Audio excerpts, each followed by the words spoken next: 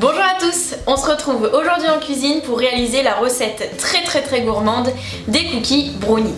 Alors c'est simple, si vous hésitez entre des cookies ou un brownie, cette recette est faite pour vous.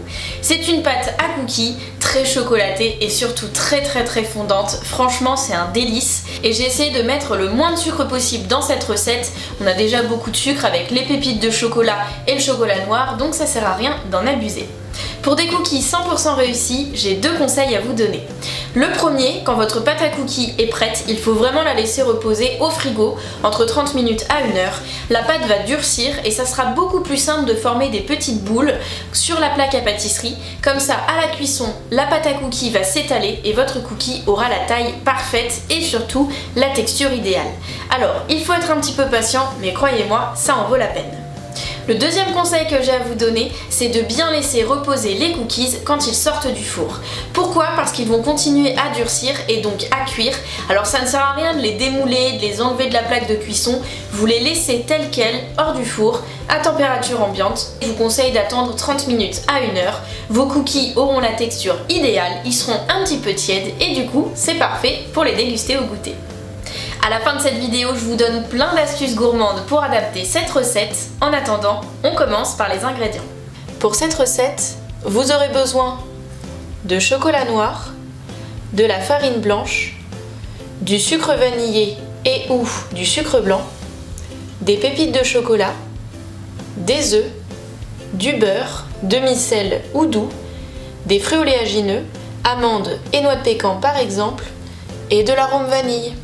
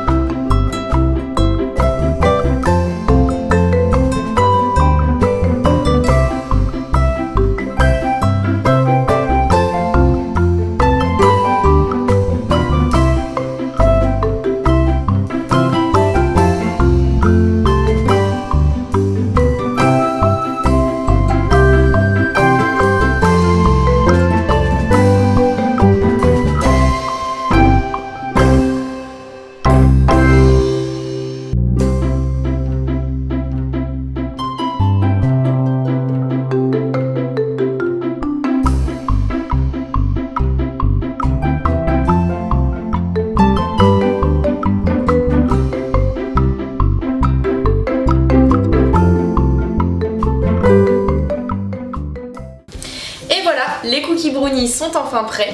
Alors pour cette recette, vous pouvez bien évidemment l'adapter. Moi je suis partie sur des pépites aux 3 chocolats parce que je trouvais ça plus joli. Mais c'est vrai que le chocolat au lait et le chocolat blanc sont beaucoup plus sucrés. Donc n'hésitez pas à opter pour du chocolat noir uniquement. Vous aurez des cookies moins sucrés mais tout aussi savoureux. Pour le choix des fruits oléagineux, faites-vous plaisir. Noix, noisettes, amandes, pistaches, noix de cajou, noix de pécan, bref, vous avez le choix. En plus de ça, les fruits oléagineux sont très riches en bonne graisse, alors autant en profiter. Bon, je crois que vous l'aurez compris, respectez bien les deux conseils que je vous ai donnés en début de vidéo.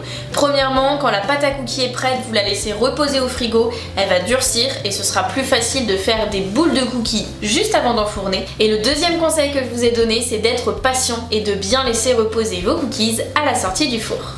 Retrouvez l'intégralité de la recette dans le lien qui s'affiche dans la description juste en dessous.